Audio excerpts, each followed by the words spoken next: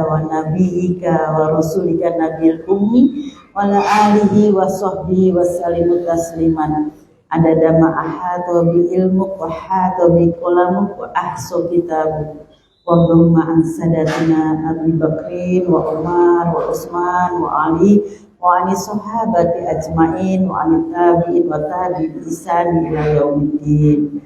Alhamdulillah ala binikmatil iman, alhamdulillah binikmatil hidayah, alhamdulillah binikmatil ukhuwah. Alhamdulillah, puji-pujian kepada Allah Subhanahu wa taala yang telah menitipkan hidayah kepada kita semua, yang menitipkan iman kepada kita semua, sehingga pada pagi hari ini kita digerakkan langkah kita menuju tempat yang insya Allah dipenuhi berkah Allah Subhanahu wa taala, dipenuhi rahmat Allah, diturunkan malaikat-malaikat dari langit untuk berkumpul bersama kita di sini, mengaminkan semua apa yang kita mohonkan, dan insya Allah apapun yang kita minta pada pagi hari ini adalah tempat mustajab. Allah kabulkan semuanya, amin ya rabbal alamin. Tentunya selawat beriring salam kepada manusia yang sempurna, manusia yang sangat kita cintai dan kita rindukan, manusia yang telah membawa risalah dari langit dibagikan kepada kita semua sebagai petunjuk jalan yang benar, jalan yang lurus, jalan yang menuju kepada surganya Allah. Dialah Nabi Muhammad sallallahu alaihi wasallam. Semoga syafaatnya nanti akan kita terima di yaumil akhir. Ibu-ibu, bapak-bapak yang dirahmati Allah Subhanahu wa taala, saya terharu sekali karena pada pagi hari ini untuk pertama kali saya mengisi di majelis taklim Rabu pagi. Saya nggak tahu nama majelisnya, walaupun sesungguhnya kita sangat berdekatan. Saya mungkin sebagian masih belum tahu, saya tinggal di Pelangi Foto. Lebih terkenal nama Pelangi daripada nama saya. Baik bapak-bapak, ibu-ibu, saya akan memulai dengan sabda baginda Rasulullah Sallallahu Alaihi Wasallam. Setiap kita membaca salawat kepada beliau akan ada ribuan malaikat yang mendoakan untuk kita mendapatkan rahmatnya. Dan sebanyak-banyak salawat itulah nanti yang akan menjadi syafaat kita. Dalam hadis riwayat Tirmizi, baginda Rasulullah mengatakan bahwa tidak akan bergerak kaki seorang hamba di yaumil akhir, di hari kiamat, kecuali sudah sanggup mempertanggungjawabkan 4 pertanyaan. Jadi masih aja dia diam di situ sebelum sanggup menjawab 4 pertanyaan di yaumil akhir. Bagi yang sudah bisa menjawab, jalan. Padahal pada saat itu hari di mana orang begitu ketakutan, gelisah, dan tidak ada satupun yang bisa menolong satu sama lain. La taji fin nafsi syai'an, satu persatu, tidak ada satupun yang bisa saling menolong. Tidak bisa satupun yang bisa saling memberi syafaat. Jadi semua akan berdiri di tempatnya untuk bisa menjawab 4 pertanyaan. Yang pertama, pertanyaannya, kemana umur yang kuberikan kepadamu engkau habiskan selama di dunia? Kalau umur kita sampai 30 tahun, ya selama 30 tahun itu ngapain aja? Dan kalau seandainya 50 tahun, untuk apa 50 tahun itu kita habiskan? Itu kita dimintai pertanggungjawaban setiap detiknya, ibu-ibu. Di dalam surat, lupa saya, Al-Ahqaf apa ya? Oh bukan. Oh iya, saya lupa. Pokoknya intinya semua detik apa yang min qauli illa ladaihi raqib wa atid. Sebenarnya Allah sudah tahu apa yang kita lakukan itu. Karena apa?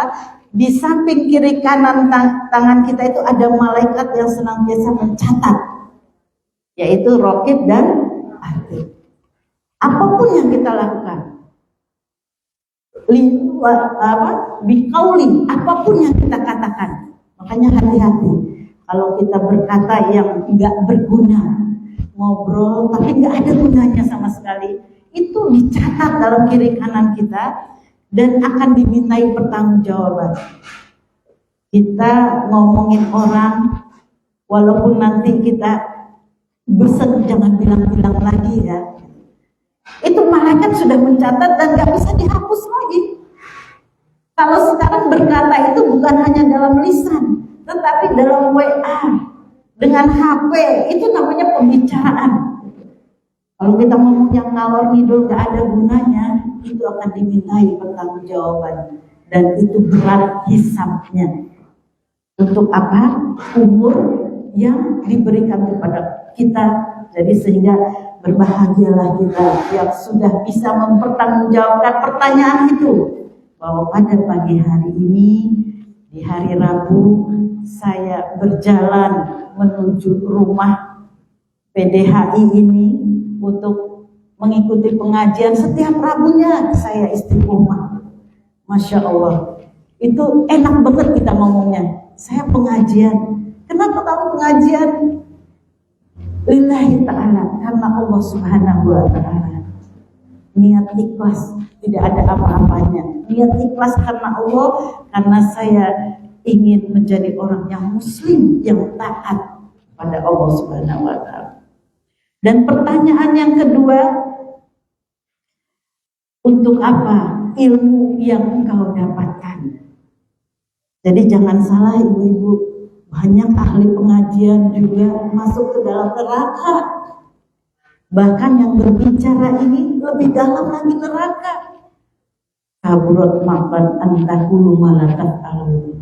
Sungguh kaburat makan indallahi antahulu malakat alu. Malakat alu, Masya Allah. Malakat alu. Sungguh buruk.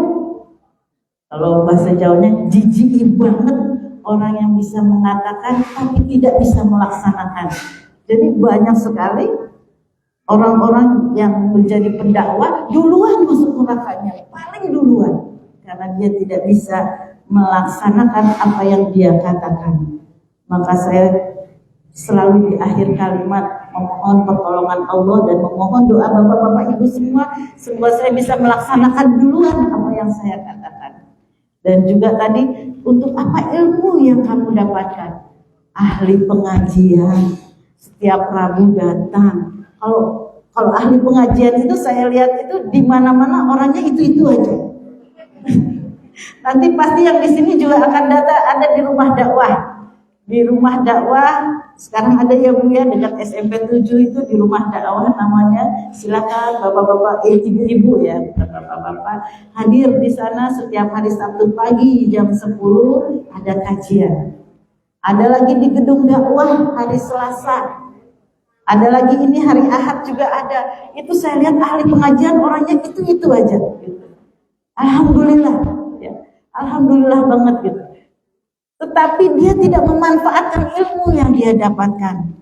Setiap saat pembicara mengatakan jangan bergibah. Kita masih juga bahkan sambil jalan pulang kita ngomongin orang. Bukan di sini, yakin saya bukan di sini. Ya. Kemudian ahli pengajian, tapi sampai di rumah ribut sama suami. Banyak hal-hal lain itu ilmunya tidak dimanfaatkan. Nah, ini akan dimintai pertanggungjawaban. Kalau kita sanggup mempertanggungjawabkan, saya setiap kali mendapatkan nasihat dari pembicara menjadi hidayah bagi saya. Saya sekarang menjadi lebih khusyuk dalam sholat, lebih rajin bersedekah, lebih jijik kalau ngomongin orang. Ini menjadi hidayah, maka ini kita bisa mempertanggungjawabkan, maka sudah terbuka lebar. Tadi umur setelah kita mampu mempertanggungjawabkan, terbuka jalan yang lebar, jalan yang mudah untuk menuju surga. Terus kemudian kita mampu mempertanggungjawabkan ilmu yang kita dapatkan. Makanya kalau berdoa kan, Allahumma inni as'aluka ilman nafi'an, ilmu yang bermanfaat gitu. Ya. Kemudian yang ketiga adalah pertanyaan, untuk apa? Bagaimana cara kamu mendapatkan rezekinya? Kalau untuk masalah rezeki, masalah harta, Allah bertanyanya 2 kali. Bagaimana kamu cara mendapatkan hartanya, dan bagaimana kamu cara membelanjakannya? Untuk apa kamu belanjakan harta itu? Ini berat pertanggungjawabannya, ibu-ibu. Orang kaya dengan orang miskin, jarak hisapnya itu 1000 tahun di akhirat itu. Padahal 1 hari sama dengan alfasanatin, 1000 tahun di dunia. Jadi kalau di akhirat itu 1000 tahun kali berapa hari, 1000 tahun kali 1000 lagi. Lama sekali jarak antara hisap orang berharta dengan tidak berharta, karena beratnya itu. Dari mana kamu dapatkan? Diteliti semua. Dari mulai kita mendapatkan 1 rupiah aja ditanyain. Ingat nggak? Ada sebuah cerita. Ini cerita ibroh aja sebenarnya, bukan hadis, bukan riwayat yang asli, tapi sebagai sebagai nasihat, yaitu bagaimana seorang kaya raya. Ini udah viral banget ceritanya ya. Saya ceritain dulu biar nggak ngantuk. Ini seorang yang sangat-sangat kaya raya, hartanya banyak sekali, mengumpulkan anak-anaknya. Wahai anakku, kayaknya umurku sudah mau deket nih. Adakah seandainya aku nanti mati, adakah yang mau nemenin aku di kuburan 40 hari aja? Gak usah lama-lama, 40 hari aja. Kalau ada, maka seluruh hartaku buat anakku itu. Buat dia. Kira-kira ada Bu yang mau nemenin dalam kuburan 40 hari dengan iming-iming harta yang sangat banyak, langsung jadi konglomerat dah. Sudah pasti anak-anaknya gak ada yang mau. Sampai akhirnya apa? Ada seorang tukang kayu, miskin banget. Kata istrinya, Pak, aku udah bosan hidup miskin. Bu, kamu ikut perlombaan itu. Karena setelah nggak bisa anak-anaknya, dilombakan kepada umum. Barang siapa yang mau menemani saya 40 hari, 40 malam, maka sebagian harta saya buat dia. Kalau buat orang lain sebagian. Terus istrinya membujuk, inilah pengaruh istri ini kuat banget ya. Kuat banget, gimana menjadi orang koruptor, ada pengaruh istri. Suami baik yang pengaruh istri. Jadi, Pak, kamu ikut, kita udah bosan miskin, Pak. Lumayan hartanya sekian banyak, kita akan menjadi konglomerat. Akhirnya apa? Si tukang kayu, saya mau, saya ikut lomba. Dan satu-satunya orang yang mau ikut lomba. Kemudian kuburannya itu didesain ya, ada oksigennya, ada tempat tidurnya. Pokoknya namanya orang kaya, indahlah dalam kuburannya itu, indah. Akhirnya si tukang kayu itu ikut perlombaan masuk ke dalam kubur, dan orang-orang berkeliling selama 40 hari nungguin ya di atas kuburan yang sudah ketika mati ya, ketika si konglomerat itu sudah mati, kemudian tukang kayu itu masuk ke dalam, dan ketika 40 hari sudah selesai, orang-orang wah hebat nih tukang kayu, langsung jadi konglomerat, udah akan menyambut konglomerat baru, orang kaya baru. Dibuka kuburannya, dan apa yang terjadi bapak-bapak ibu-ibu? Si tukang kayu itu keluar dan lari sekencang-kencangnya. Sampai orang-orang, kamu pemenangnya, ini hartamu banyak, kenapa lari? Langsung dia lari ke hutan, karena rumahnya memang di hutan, ngumpet di situ. Ya, akhirnya dikejar sama pemilik, sama panitianya itu. Wahai tukang kayu, kenapa engkau lari meninggalkan hadiah yang begitu besar ini? Terus apa kata tukang kayu sambil menggigil? Enggak, aku enggak mau ambil aja, saya enggak mau ambil satu pun serupiah pun saya enggak mau ambil. Gitu. Bingung orang, kenapa? Akhirnya setelah tenang ditanyain tukang kayu itu, kenapa sih kamu nggak mau ngambil harta yang banyak itu? Padahal kamu akan hidup senang bersama istrimu selama akhir hayat. Sampai 7 turunan kamu akan hidup kaya. Dan cerita si tukang kayu itu betul-betul menggugah hati kita. Dia ceritakan ketika 7 langkah orang-orang meninggalkan penguburan, 7 langkah, datang makhluk yang sangat mengerikan, besar, matanya besar, dan sekali melihat itu langsung mayat itu menjadi debu, kemudian diutuhkan lagi. Ini sesuai dengan hadis bahwa di dalam kuburan itu sudah ada bakar-bakaran. Orang yang nggak bisa bertanya, nggak bisa jawab itu akan dibakar langsung, tapi kemudian utuh lagi. Tapi utuhnya bagaimana kita nggak tahu ya, wallahu alam, karena soal itu adalah alam gaib. Kemudian ada orang yang sangat mengerikan datang, maksudnya untuk menanyai mayit itu. Tapi ketika orang itu melihat saya di pojok yang begitu ketakutan, saya takut saya di pojok, langsung makhluk yang mengerikan itu beralih melihat saya. Dia bertanya, siapa kamu? Saya ini seorang tukang kayu. Lah, kenapa kamu ada di sini? Saya ikut perlombaan. Diceritakan perlombaan apa? Apa pekerjaan kamu? Saya tukang kayu. Maksudnya tukang kayu? Saya penjual kayu bakar. Dia hanya bukan tukang kayu bikin bangunan, saya penjual kayu bakar. Langsung ditanya, dari mana kamu dapatkan kayu bakar itu? Dari hutan. Bagaimana cara kamu ngambilnya? Ya, saya ngambil yang sudah kering-kering, saya ambil. Terus kemudian kadang-kadang saya juga ngambil yang ranting-ranting itu. Dengan apa kamu ngambilnya? Dengan kapak. Dari mana kamu dapatkan kapaknya? Saya beli. Dari mana uangnya? Itu pertanyaan berulang-ulang selama 40 hari belum selesai untuk menghisap si tukang kayu itu. Terus karena itu saya mikir, baru jadi tukang kayu bakar, jual kayu bakar aja begitu berat hisapnya, apalagi kalau saya punya harta sebanyak ini.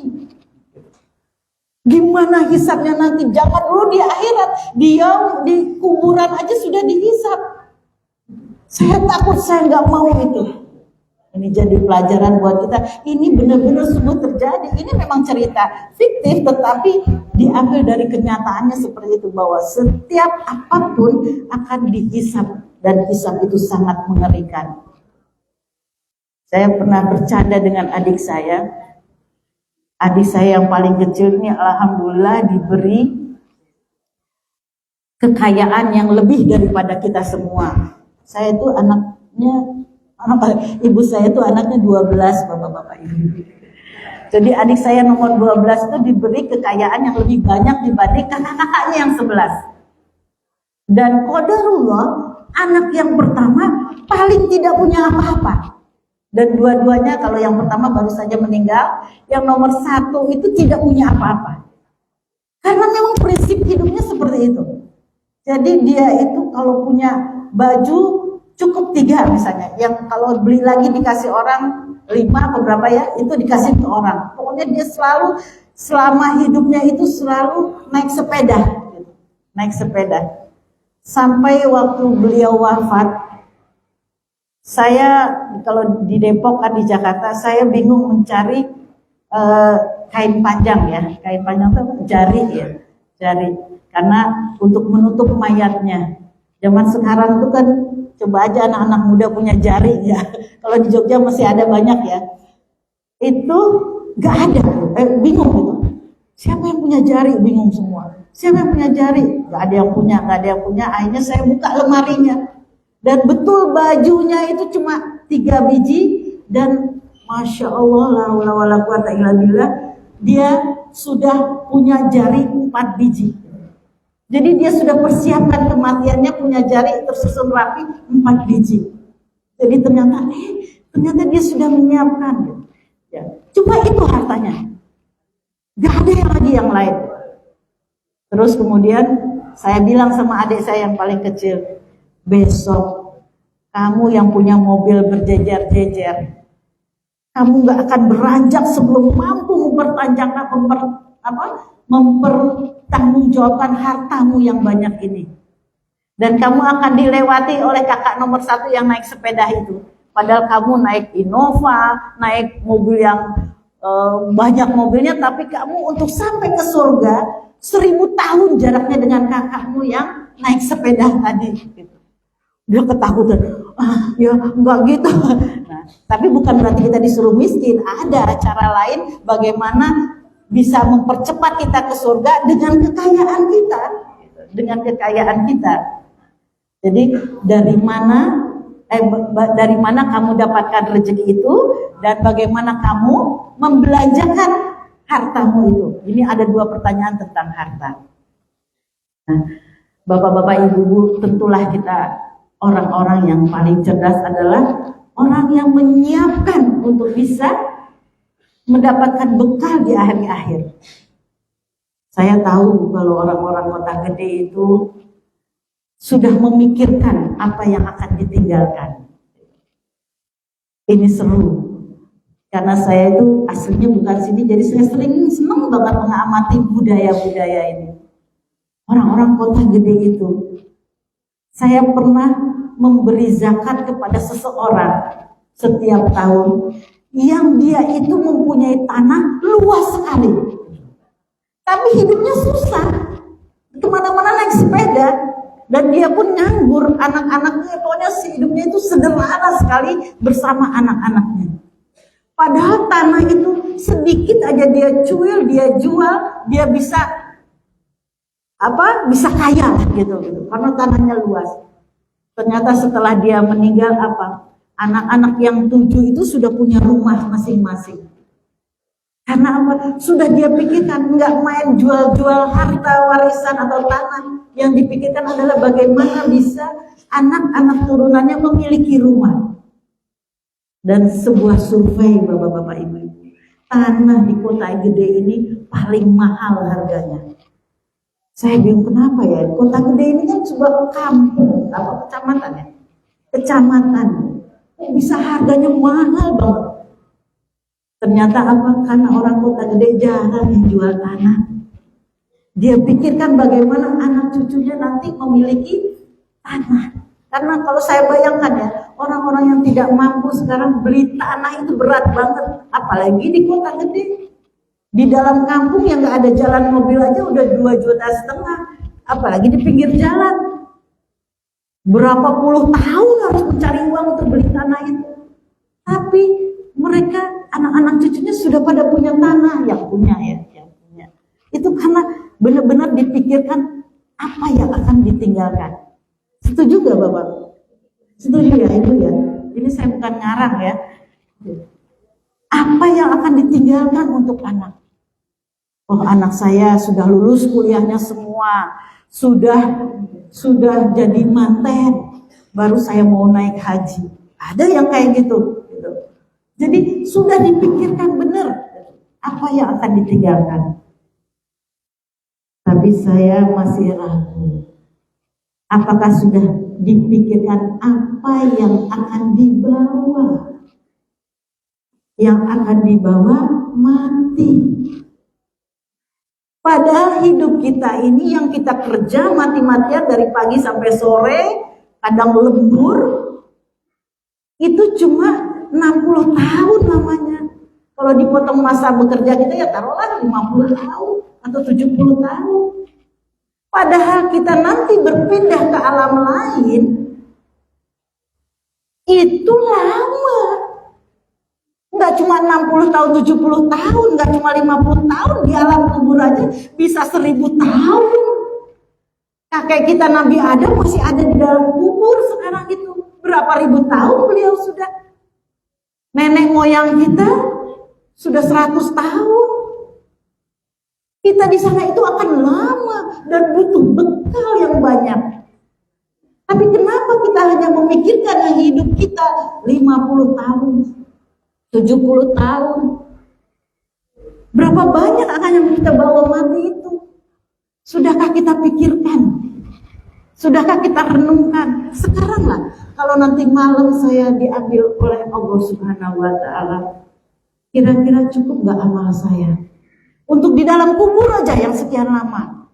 Belum nanti di hari kebangkitan, di mana tidak ada satu naungan pun kecuali naungan Allah, di mana orang akan mencari-cari sedekahnya walaupun itu satu biji korma untuk mencari perlindungan. Jadi nanti di yaumil ketika dibangkitkan, iza zulzilatil ardu zilzalaha, ketika bumi digoncangkan segoncang-goncangnya, wal jibalu kal-ihnil manfus, ketika berterbangan gunung-gunung seperti anai-anai, ketakutan semua orang. Kemana kita mau berlindung? Orang akan mencari-cari sedekahnya walaupun itu hanya segitu biji korma, karena sedekah bisa menjadi perlindungan kita di hari kiamat. Tapi sebanyak apa yang sudah kita sedekahkan? Kalau biji korma aja ya ketabrak bintang lah kita. Matahari cuma sejengkal kita ya angus lah kita. Maka beruntunglah orang yang dalam hidupnya mengumpulkan perlindungan-perlindungan di akhirat berupa sedekah-sedekah itu yang akan menjadi syafaat bagi dia nanti di yaumil akhir. Amalan-amalan lainnya juga. Sebanyak apa yang sudah kita persiapkan nanti? Ini yang menjadi pertanyaan. Maka dari itulah Abu Bakar Siddiq radhiyallahu anhu yang sudah dijamin masuk surga, masih mohon pertolongan Allah ketika dia sudah sampai umurnya 40 tahun. Dia mohon pertolongan Allah, ya Allah beri hidayah aku, apa yang harus saya lakukan di umur 40 tahun ini. Dan itu menjadi barometer manusia di umur 40 tahun ini. Apa? Kalau dia baik, dia akan baik selamanya. Tapi kalau dia belum juga taubat, tidak ada waktu lagi dia bertobat umur 40 tahun. Rahasia umur 40 tahun, kenapa Abu Bakar begitu minta pertolongan kepada Allah, beri petunjuk aku ya Allah. Kemudian turunlah surat Al-Ahqaf ayat 15 yang dibacakan Pak Dehani dan diikuti dihafal semua jamaah ini barusan. Apa?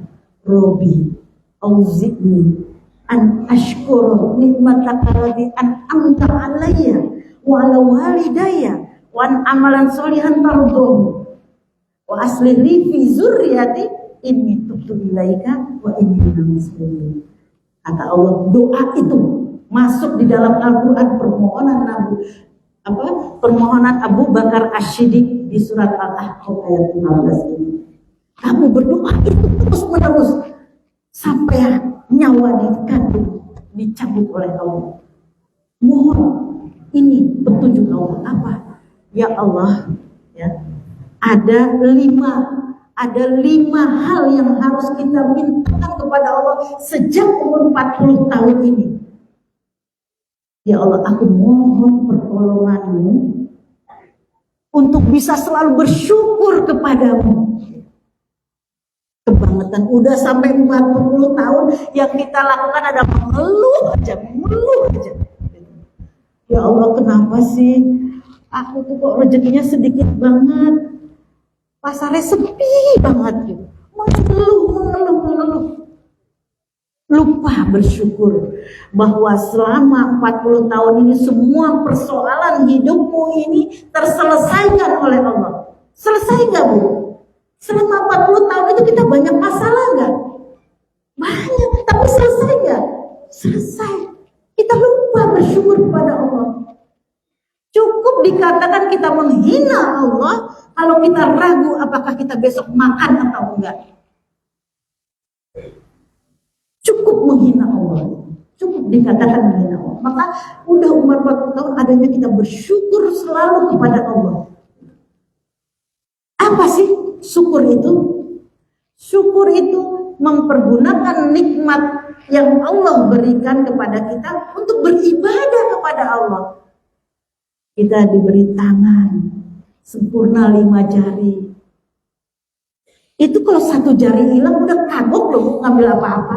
tapi masih ada 5 jari, maka tangan saya akan aku jadikan untuk selalu beribadah kepada Allah, untuk diangkat di sepertiga malam memohon apapun, memohon terutama memohon surga dan dijauhi dari api neraka. Angkat tangan kita di sepertiga malam, dia akan bersaksi nanti di akhirat, ini tangan yang selalu bertengadah kepadamu, yang hanya mohon hanya kepadamu. Saya punya mulut, bisa berbicara, saya hanya akan mengatakan yang baik-baik aja, gak mau mengatakan yang menyakiti orang, karena nanti ini adalah wujud syukur kepada saya. Ada orang yang memaki-maki kita, mengkhianati kita, jangan balas. Karena orang yang berbuat buruk kepada kita, sebenarnya yang diinginkan adalah kita membalas keburukannya, sehingga kita sama-sama buruknya dengan dia. Sebenarnya aku bisa jawab yang sama menyakitinya, tapi tahan. Berdebat, tinggalkan perdebatan, kata Rasulullah, tinggalkan perdebatan. Oh enggak, gini. Waktu zamannya pilpres sering kita berdebat ya. Kalau udah berdebat, tinggalkan perdebatan. Sisanya Allah yang akan membelamu. Enak nggak? Allah yang akan membelamu. Kalau yang kita tinggalkan, oh ya, jadi aku salah. Yang benar ini presiden yang. Jadi Allah akan membela kita. Kita berdebat dengan kakak kita, dengan teman kita, sebenarnya aku tahu bisa menang aku, karena aku benar. Tinggalin, gak ada gunanya. Hanya akan menyakiti dia. Yang kalah itu pasti sakit hati. Allah yang akan menjadi pembela. Hadis. Jadi karena semua apa yang kita dapatkan itu untuk kita syukuri. Kita baru beli mobil baru. Umur 40 masih bisa diberi kemampuan mobil baru. Bismillahirrahmanirrahim. Mobil ini akan aku jadikan ibadah kepadamu. Kalau ada tetangga yang sakit gak punya mobil, aku bawa. Kalau pengajian aku ajak-ajak pakai mobilku. Aku usah mikir bensinnya. Setiap tetes bensin itu menjadi sedekah. Apapun yang kita miliki itu untuk menjadi ibadah.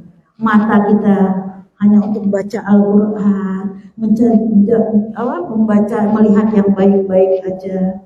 Hati-hati loh Bu, kita niatnya baca Al-Quran tapi lewat iklan, lewat TikTok, ini dulu Akhirnya apa? Mata tadi beberapa detik, beberapa menit menjadi hal yang nanti akan kita pertanggungjawabkan.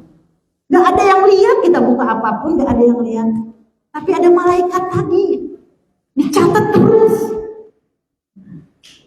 Kita menjadikan semua yang kita dapatkan untuk disyukuri. Punya kaki, melangkah ke majelis taklim, melihat orang sakit. Akhir pekan coba bapak-bapak, ibu-ibu,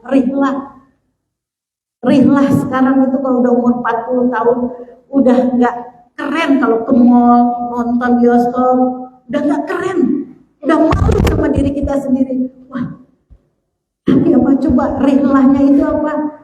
Datangi itu ICU yang nyawanya digantung dengan alat-alat. Udah gak bisa lagi dia menambah amal ibadah, udah gak bisa lagi dia mengucapkan kalimat-kalimat thayyibah. Itu suatu ketika kita akan di sana.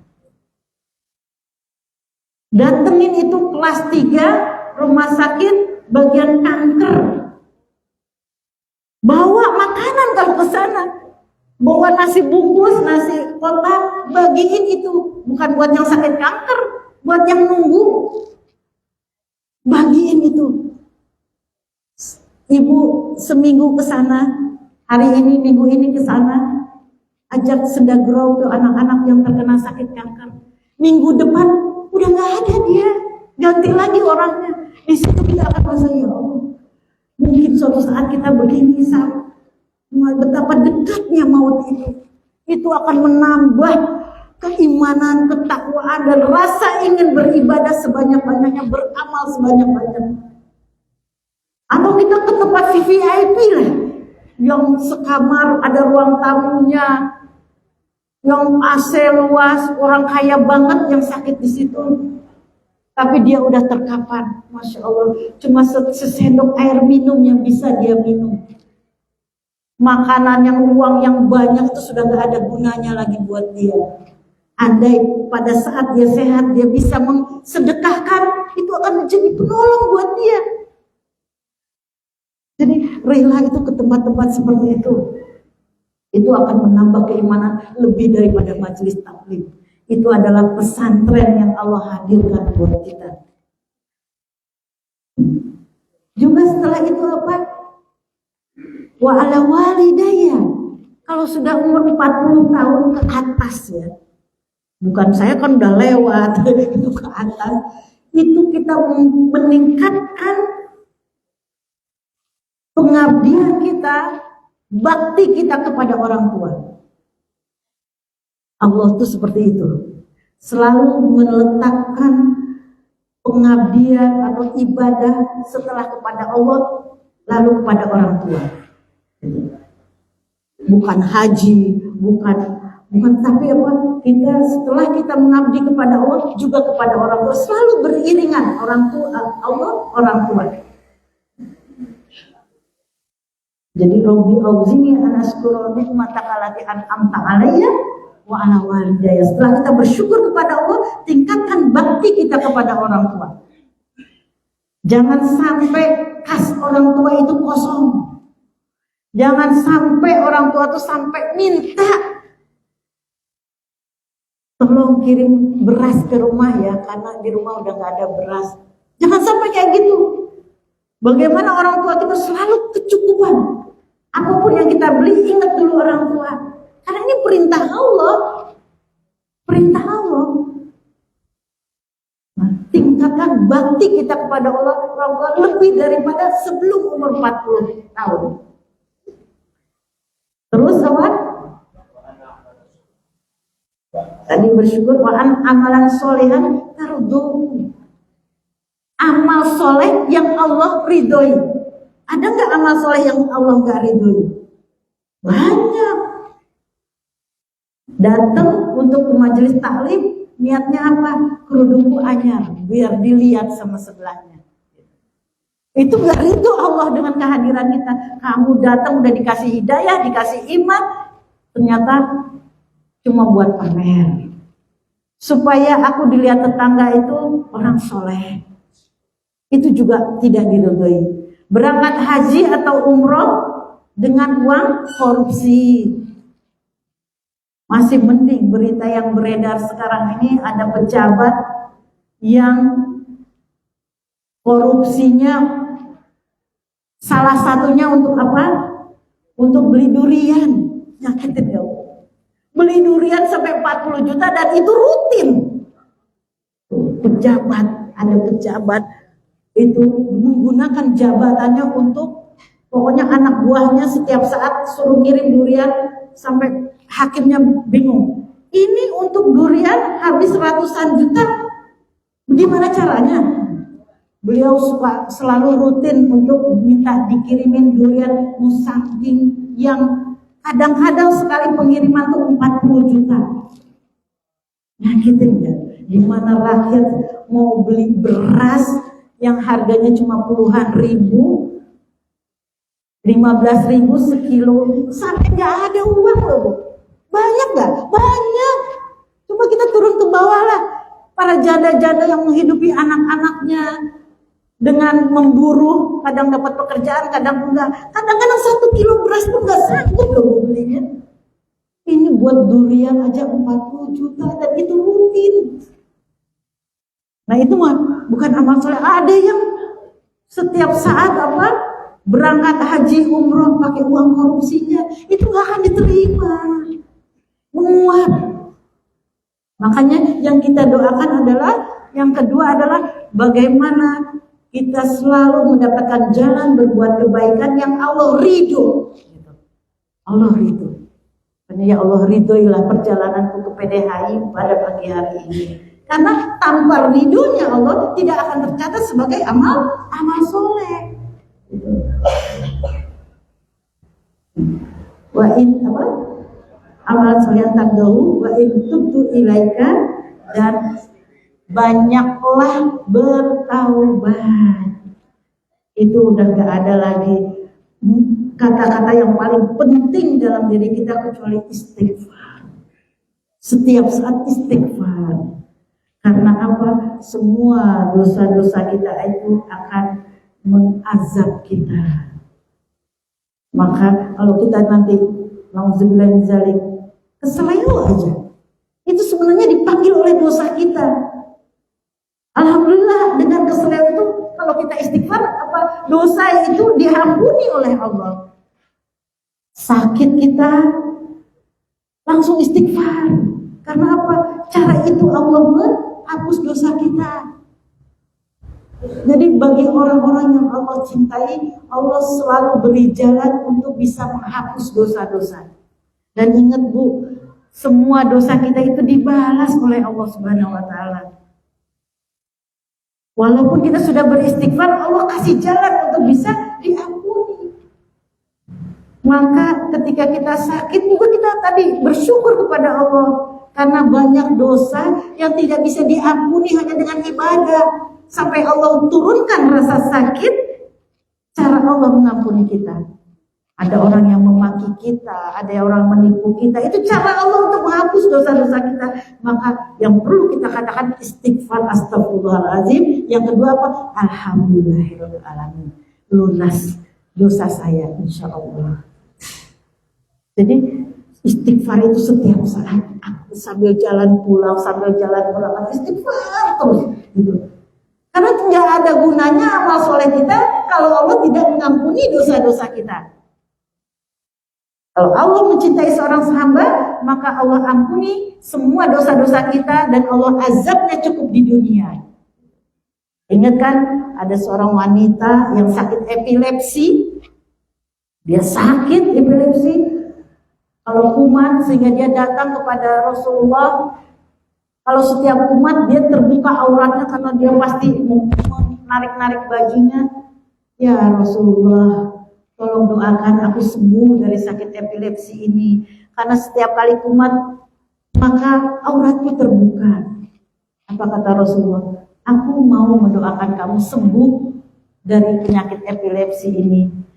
Tapi kamu boleh memilih, apakah kamu mau bersabar dengan penyakit ini dan kemudian Allah membalasmu dengan surga, atau aku minta mendoakan Allah agar kamu sembuh.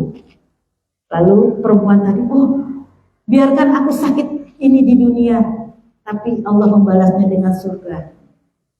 Tapi tolong ya Rasulullah, doakan aku agar kalau aku kumat, auratku tidak terbuka. Dan Allah dan Rasulullah hanya mendoakan seperti itu. Semoga ketika kumat, auratnya tidak terbuka. Jadi semua penyakit yang kita alami di dunia ini, mau sakit hati juga boleh, mau sakit apapun, itu ternyata untuk menghapus dosa dan kelak akan dibalas dengan surga apabila kita bersabar.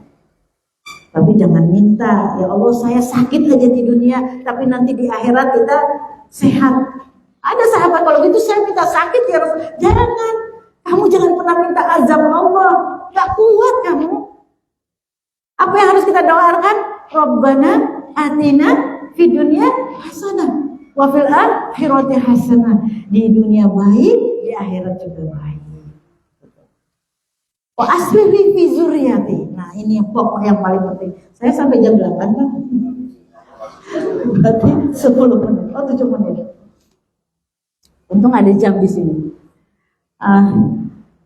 Jadi kita juga harus mendoakan anak cucu kita. Bagaimana Maryam dalam surat Al-Imran ayat 25 kalau nggak salah ya. Saya lihat ya, nopek. Itu ya Al-Imran ayat 35. Ya. Ketika nenek kita atau ibunda kita Hana di dalam surat Al-Imran ayat 35 berdoa kepada Allah. Siapakah Hana? Dia neneknya Nabi Isa Al-Masih, ibundanya Ibunda Maryam. Ketika Hana berdoa, ya, istrinya Imron, sehingga Imron itu bukan nabi, bukan apa, tapi orang soleh, namanya diabadikan di dalam Al-Quran. Hana itu berdoa, ya Robi apa? Robi? Enggak, Robi ini, aduh, nggak kelihatan. Robi ini nazartu lagama fi batni muharraran. Ya. Robi ini nazartu laga ma fi batni muharraran. Apa kata Hana? Yang beliau ini pengen sekali punya anak dan dikabulkan di umur 90 tahun. Maka jangan berputus asa yang belum punya anak, berdoa terus. Dia berdoa kepada Allah, Robi ini laga fi batni muharraran, ya Allah berilah aku anak. Berdoa setiap saat. Kenapa Hana berdoa pengen punya anak? Nah ini niatnya kita luruskan. Kalau kita pengen punya anak, pengen punya cucu, diluruskan. Ibu Hana itu cerdas banget. Ya Allah berikan aku anak yang mengabdi kepadamu. Bukan ya Allah berilah aku anak supaya nanti di hari tuaku ada yang nemenin. Ya Allah berilah aku anak supaya di hari tuaku ada yang ngasih bantuan nafkah buat aku. Ibu-ibu emang enak kita dapat uang dari anak. Nunggu-nunggu rezeki dari anak. Sakit loh Bu. Sakit. Saya sering dengar, anakku tuh belum ngirim ya. Katanya banyak kebutuhan. Sakit gak Bu? Padahal saya tuh butuh banget buat bayar listrik. Anakku tak minta, katanya banyak kebutuhan buat bayar SPP anak dan lain-lain. Sakit kalau kita hanya mengharapkan dari anak itu. Maka Ibunda Hana nggak ada itu seperti itu semua. Nggak pengen dikasih anak itu buat dia, buat ngabdi pada dia, buat nemenin dia. Saya ini anaknya 4, cucunya 6, hidup tinggal berdua kok Bu. Anak-anak ada alasan terus kalau suruh nginep. Maka nggak usah berpikir anak kita menemani kita, cukup Allah. Nah Ibunda Hana itu berdoanya, ya Allah berikanlah anak untuk yang mengabdi kepadamu. Apa ini kecerdasan beliau ini? Karena apa? Kalau sudah anak kita serahkan kepada Allah, menjadi para penghafal Al-Quran, menjadi orang yang selalu mendoakan, yang ibadah-ibadahnya bagus, maka seluruh amal ibadah anak kita tidak akan lepas tergelincir jauh kecuali kembali kepada orang tuanya. Bahkan satu huruf dari ayat Al-Quran yang dibaca oleh anak soleh itu akan mengalir pahalanya buat orang tuanya. Maka yang perlu kita inginkan adalah anak yang mengabdi kepadamu, yang taat kepadamu. Kepintarannya seorang Hana yang harus kita tiru. Maka saya pengen menggerakkan bapak-bapak, ibu-ibu, dalam satu keluarga ada satu orang hafiz Al-Quran. Aman 10 anggota keluarga diajak masuk surga. Anak-anak yang hafiz Al-Quran itu Bu, akan memimpin orang tuanya, pasangan hidupnya, anak cucunya untuk bisa masuk ke dalam surga. Bayangkan. Diberi mahkota orang tua yang memiliki anak hafiz Al-Quran. Dan kita juga kalau mau mempersembahkan surga buat orang tua kita, kalau kita menjadi hafiz Al-Quran. Kalau sudah lewat, maka jangan lewatkan untuk anak cucu kita. Paling tidak satu keluarga satu aman, tiket surga sudah ada. Jadi kalau kita selama ini bangga dengan anak yang menjadi pejabat, menjadi memiliki apapun gitu, kekayaan dan sebagainya, itu hanya untuk dunia kita. Akhirat kita belum aman, maka kita perlu memiliki anak-anak yang bisa membawa kita ke dalam surga. Kita pun nggak bisa yakin dengan amal-amal kita, apakah amal kita bisa masukkan kita ke surga atau tidak. Maka tadi maka kita harus mendidik anak-anak menjadi anak-anak yang soleh, soleha, taat kepada Allah. Insya Allah menjadi tiket surga buat kita. Mohon maaf atas segala kesalahan dan kembali lagi semoga saya bisa melaksanakan apa yang bisa saya katakan. Wabillahi taufiq wal hidayah. Assalamualaikum warahmatullahi wabarakatuh.